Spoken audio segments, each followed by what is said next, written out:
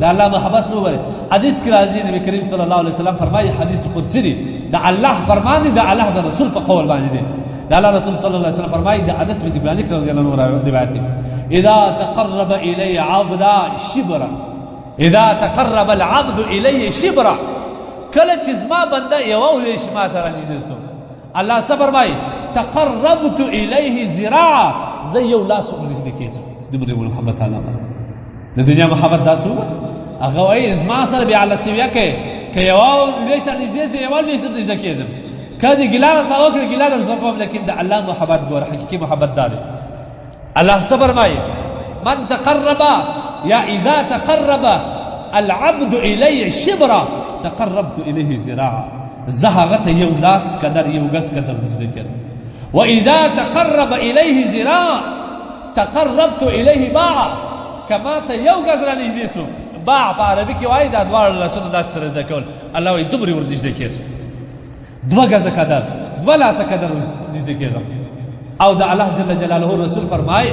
واذا تقرب الیه ذراعا تقربت الیه باعا واذا اتاني يمشي اتيته هرولا الله وایي که زما بنده زما لوري ته زما او خاطه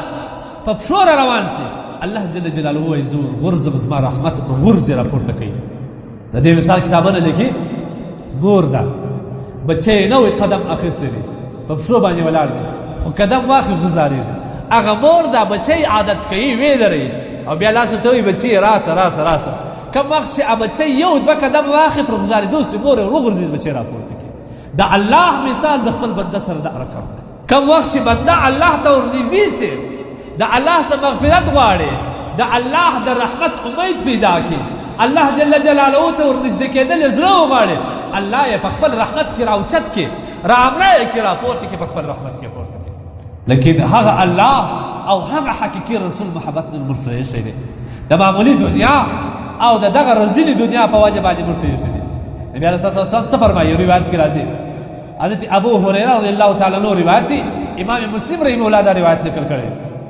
نبی علیه الصلاه والسلام من احب لقاء الله احب الله لقاءه څوک د الله ملاقات خوند ورکړي او دې ته مینواله چې الله په جنت کې به زه ستا ملاقات څنګه وکړم الله دغه بنده او ملاقات ته دغسې مینواله